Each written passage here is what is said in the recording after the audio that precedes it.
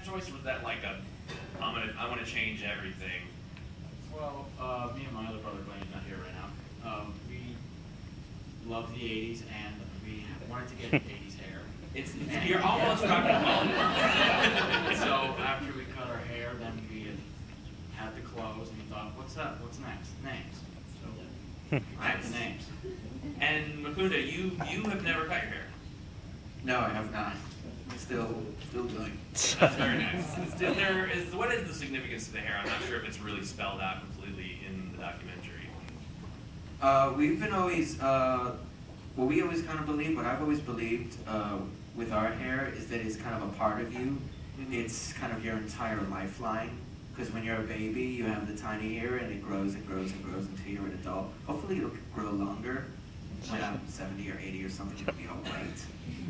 But the significance for what I always thought for my hair is kind of your lifetime line. I don't want to cut it off. I feel like it's part of me, and I would lose some. Okay. You're not just and you also get to sort of sport the John Travolta Pulp Fiction almost. I do. There is an advantage. Little Daniel Day-Lewis from Last of the Mohicans, a little bit. Yeah. That kind of works too. Crystal, if you could just, I'm sure you've told this story many a time, but if you could just explain how you met this amazing family and kind of how that all came to be. Yeah, so I was walking down First Avenue in New York City, and they ran past me, and there was something just very intriguing about them, and I ran after them, and I pretty gutsy. well, I mean, I liked the street cast for some of my short films that I had done before, so I just thought that there was something really amazing about them. And we met at the crosswalk, and I asked them where they're from. They said Delancey Street, and I asked them if they're all brothers. They said yes, which was amazing. 6 of them. And Govinda, their older brother, he asked me, he said, what do you do for a living? And I said, I'm a filmmaker.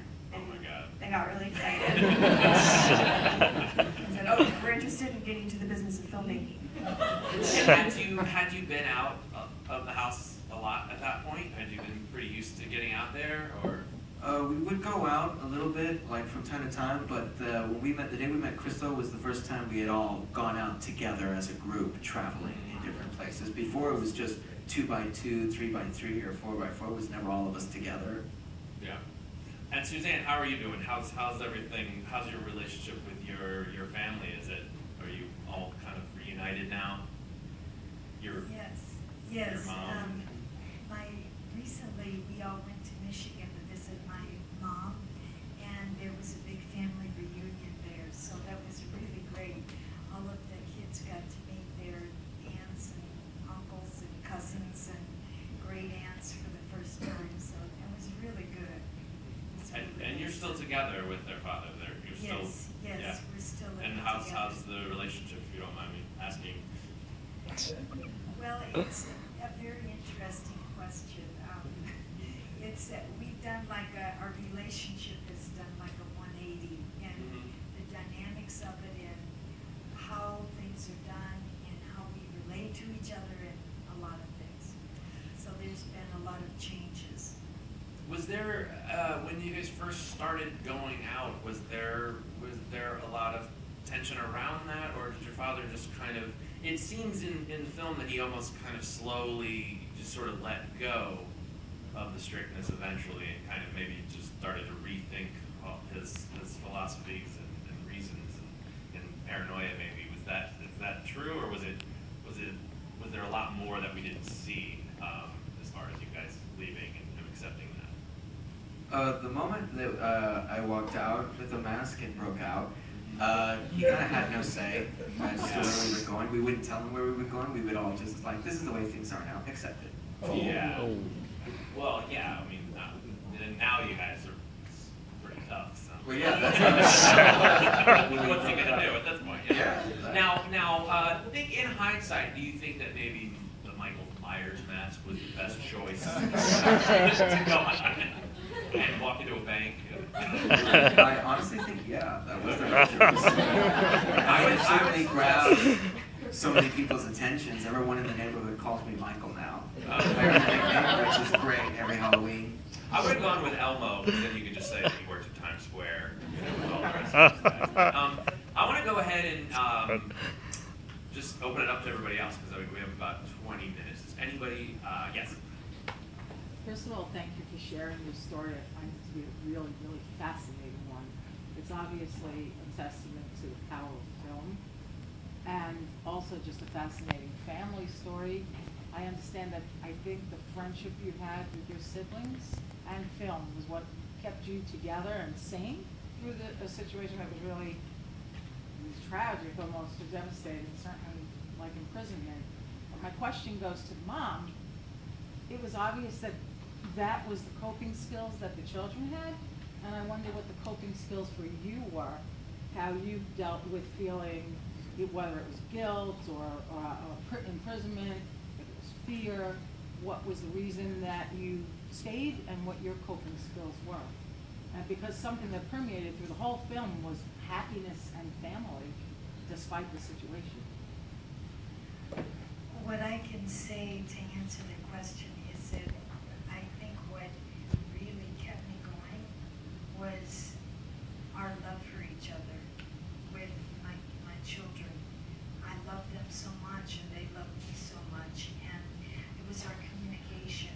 We always interacted as if we were friends and like partners in crime or something. Not actually, but that was the environment. But we had fun together and we enjoyed each other, and of course there were some pretty intense times, but we always worked through those, and we always communicated a lot. And also, I looked a lot to my children for like objective opinions about many things. You know, if I wasn't sure how to do in a situation or what choice to make, I would ask them, and they'd say, "Oh, do it this way." And I'd say, "Well, why?" "Well, it just makes more sense." So yeah, okay, I would do it, and it would work out fine. So they really were had a lot of good feedback. And were they venturing out before you? Were you kind of pulled up as well for the most part? Yes. And did it take you longer to get out than? Yes. Yeah. Yes. Yeah. And when you guys first started venturing out in the world, were you surprised that people didn't talk like they did in Reservoir Dogs? Or were you expecting like mean streets? No, not really. We knew that there was a difference between movie world and reality world. But we were just, the number one thing we were surprised when we started venturing out is how nice everybody was. Because we were always raised that everybody's a gang, there was someone's out to get you, someone's always ready to be on your guard at all times. Everyone was like, "Hi, can I get a picture with you? Can I get a selfie with you?" I'm like, "What's a selfie?" Oh God, see, some of these things you're better off not knowing. I think for some reason one of my favorite scenes in the film was when you guys go to Coney Island. And I want to go ahead and say that your instincts were correct to not go in that water. But I loved the sort of character that you went into, where you're like, everybody said he'd never take off his shoes. Or it was kind of, a lot of this really just reminded me of my friends and I, just when we grew up, just kind of dorking out about movies, and so many of your experiences were universal. Probably more so than you realize, I think, because I'm a YouTuber, and that's YouTube. You guys know about YouTube now, right? Okay. And we make things, and I literally glued together, we made like a fake Dalek from Doctor Who out of plates and things, and I'm like, wow, I'm kind of doing what these guys are doing. There's a lot of sort of parallels to being a YouTuber in your story, and I think it's amazing. And yeah, I'm just rambling now. Let's get a question from somebody who can put a coherent sentence together. Yeah. So has your list of top 10 favorite movies changed recently dramatically, or are you still hold on to Godfather? When we portray ourselves as kind of critics, as what is kind of the greatest movie, or maybe we all agree it's like, well, The Godfather is like the number one. But yes, all of our lists are changed. It changes daily. Every day we kind of each have a favorite film. I think today my favorite film is Her, because this is what the entire place is reminding me of. Nice. Watching Phoenix, all these shirts and colors all you guys are wearing, lighting, the space. You're in a Her environment right now. Yeah. We haven't adopted the high-waisted pants yet, on the men at least. But, now, was there ever a time when you kind of almost wanted to, because when you guys ventured out and then you went to the movies to see The Fighter, which is a great first one to go see, I almost felt watching it like, oh, they're gonna go to the movies now? Go to a field, go, do anything but see a movie.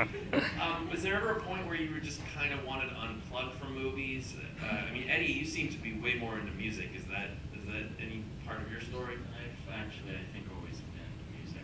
Yeah. I just kind of tagged along with my brothers. Okay, you weren't as into the reenactments ever.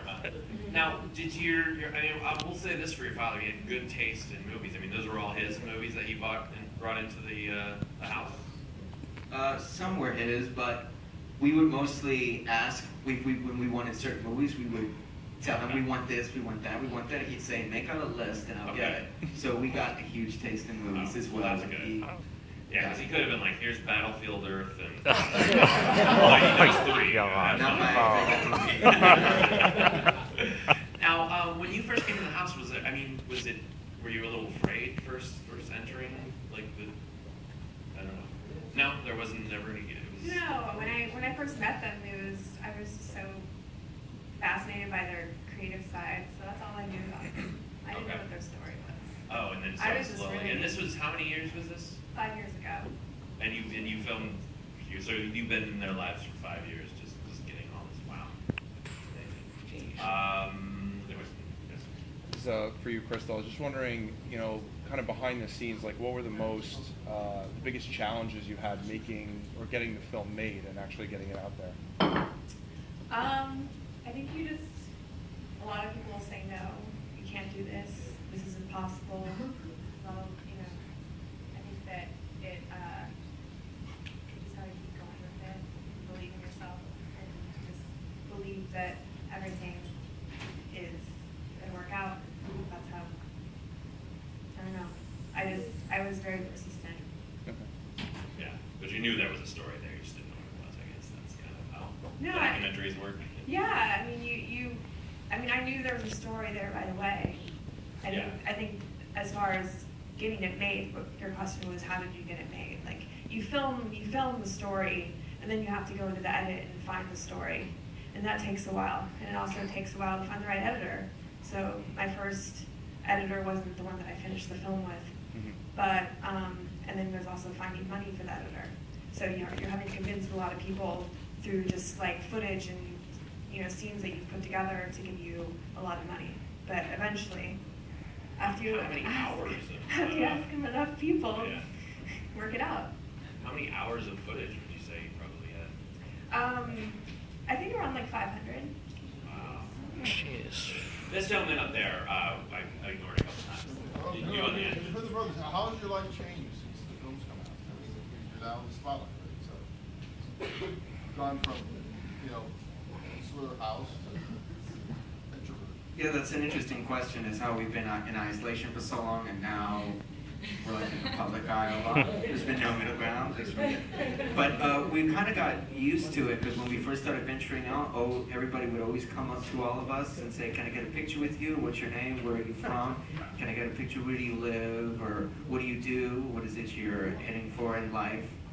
And it's kind of the same thing that pops up, only now they say, I saw you in a movie, I saw you on TV. It's funny. So can we expect a book? Well, I would say one of the most amazing things that happened to you guys got to meet De Niro, which that must have been like, I mean, was he cool? Was he like, did he see the film, or was he just kind of like, yeah, right, sure, whatever? Yeah, exactly. He was kind of like, he wasn't, you can tell he was excited, but he was like, he had a very high, respectable level of humanity to him. Yeah. He was just like, he had quite the presence you just don't find in every person. It's like the moment he walks in the room, and when he pulls his hand out to shake your hand, you like just freeze, because he's De Niro. Yeah. But he's a great person. He has a very big heart. I loved talking. We all loved talking with him, and he was. Eddie, not so much. He was like, I'd rather meet somebody like Bruce Dickinson. yeah, you're a metal guy. And then Eddie is a reference. You said this earlier to. Maiden, Eddie the Head. Yeah. Anybody? No. Well, let's get a question up there. And, yeah, I just want to selfie with y'all because I think it's really cool. But I wanted to say thank you for sharing your life because there's a lot of people now that they didn't have the strength to even come forward and just, I'm quite sure after when they get to watch this, if they haven't, because I didn't know anything until someone says, didn't you see them on the TV? And I'm like, what are you talking about? We're going tonight. I don't know what you're talking about. And I said, I don't want to see nothing. I'd rather see it when I get there. I'd rather just wait. But it's a pleasure to meet you, and I just want to thank you for opening it up because there's so many people that are hiding and we don't know, and maybe they will get the strength to really come forward and try to break the bonds that are tying them down. And thank you for following them. Kudos. I really appreciate it. Thank you. Okay, so I think how are we? You're getting a selfie for sure. Are we almost out of time, or should I get it? Okay, a couple more. Yes. Oh, sorry. Okay, yeah. You've been raising your hand the whole time. I just wanted to ask Krishna, if this movie is really immersive. Thanks for sharing your story, but how is your sister doing? She wasn't followed that much, and I was just wondering how she's doing. She has she's a special needs child. She has Turner syndrome, and it's a syndrome where you cannot catch up like as well with social skills as the average person. But she's doing great. She's I feel like she's an artist because she always has these images in her head and she puts it out on drawing. She's always demanding they come to life. And it looks like she's an artist. They just have to come to life, and she's the happiest person in the world. The look on her face when it comes to life is the look on my face when a film is on the screen that you make or write out or shoot, direct. She's an artist. And I think she's going up. Well, it's interesting, you know. I think the big thing now is that kids never have a chance to get bored. You know, there's so many distractions. So many kids are just looking at their phones all the time. And I remember every time I would get grounded, my grades were terrible or anything. That's when, or my parents would be like, you can't watch TV, you can't go out. That's how bad it would get for me. And that's when I would start drawing a picture or I'd start writing. And I feel like you guys had, in some ways, it's not. I mean, I don't want to say there were positive, so many positive things that came out of this. You know, that you guys got to be so creative, and those Batman. The Batman suit is incredibly detailed. I mean, it's like it's not any Adam West bullshit. That's suits made out of cereal boxes, and it's. I mean, all of these skills that you acquired over over all those years, I feel like, are totally applicable to filmmaking. You know, when you're talking about getting into character for The Dark Knight, and you're saying, you know, a lot of people might think that's silly, but it's important to me. That's exactly how every filmmaker I know is that's obsessed about it. So, I mean, I think that they're really, I mean, I heard a lot about this film, and I was expecting it to be darker in a way. I was expecting it to be not as positive, you know. I think it really is about, and not to put too fine a point on it for everybody, but to me it just felt like the power of film, and no matter what's going on in your life, like Goodfellas is still going to be awesome, you know? And I think we'll do one more, and then, oh, yeah, you got it. So for Crystal, but also for all of you, so you're capturing like the 4 years you spent with them and the many years before that.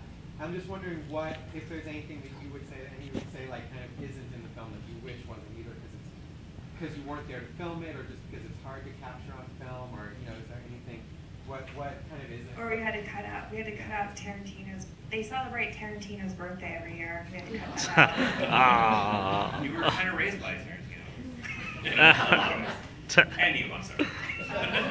There was, they did like multiple productions and like short films that I would capture, but I think it's great now because now they're able to like put these projects out in the world, and there's a lot of fun stuff that they're doing now, so it's making up for the hours and hours and hours of behind the scenes of short film stuff that I have that didn't make it. Cool. Well, I want to wrap this up, but before we do, speaking of Tarantino, I just wanted to. Makunda agreed to do this, so this is a little scene from Pulp Fiction. I'm gonna be on script. You sure you don't need the script? No, I don't. Okay. This is a little scene called the hash bars. Okay, I'll be playing Jules and give you the heavy lifting with Vincent. So okay, pretend to draft. All right. Okay. Tell me again about the hash box. All right, what you want to know? Hash is legal there, right? Yeah, it's legal, but it ain't 100% legal. I mean, you can't go into a restaurant and roll a joint and start puffing. I mean, they want you to smoke it at your house or certain designated places. And those are the hash bars. All right, so get it like this. It's legal to buy it, it's legal to own it, and if you're the proprietor of a hash bar, it's legal to sell it. It's legal to carry it, but that don't matter, because get a load of this. If you get stopped by a cop in Amsterdam, it is illegal for them to search you. I mean, that's a right in Amsterdam that the cops don't have, man. Oh, man, I'm going. That's it. I'm fucking going. I know, baby. You think the most.